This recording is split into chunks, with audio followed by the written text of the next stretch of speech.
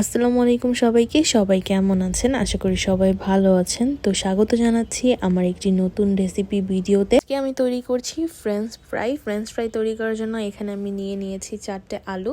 তো চলুন French fry তৈরি করা যাক। এখানে আমি আলুগুলোকে এইভাবে কেটে নিয়েছি। আমি খুব একটা বেশি পাতলা করে কাটিনি, আপনারাও চেষ্টা করবেন এরকম ভাবে পিস করে কাটার জন্য। এখন আলুগুলোকে সিদ্ধ করার আগে আমি আরেকবার খুব ভালো করে পরিষ্কার পানিতে আলুগুলোকে ধুয়ে নিব।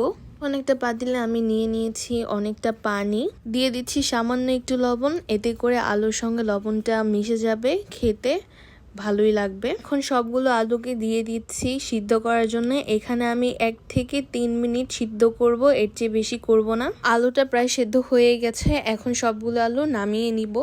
আমি এখানে পানিটা ঝরতে দিয়েছি, টিস্যু পেপারের মধ্যে না দিলেও হবে, এভাবে পানি ঝরতে দিলেও হবে, যেহেতু আজকে আমি একবারই ভাজতে দিয়ে দিব। এখানে ফ্রেঞ্চ ফ্রাইটা মুচমুচে হওয়ার জন্য আমি দিয়ে দিচ্ছি চাউলের গুঁড়া।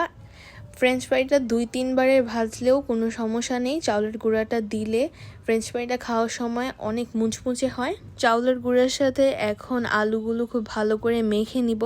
আলুগুলো ভালো করে আমি চাউলের গুঁড়ির সাথে মেখে নিয়েছি, এখন ভেজে নিব। এখানে আমি কড়াইতে দিয়ে দিয়েছি বেশ অনেকটা তেল। এখন দিয়ে দিব আলুগুলো।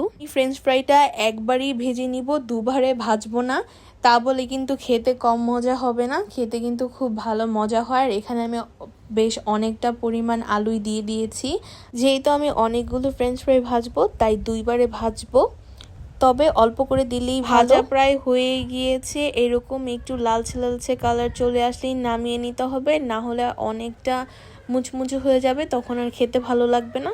আমি দ্বিতীয়বার আবারও দিয়ে দিয়েছি আলুগুলো ভাজার জন্য। এই তো খুব সহজেই ঘরোয়াভাবে তৈরি হয়ে গেল ফ্রেঞ্চ ফ্রাই। এখন দিয়ে দিচ্ছি জাস্ট একটু মশলা।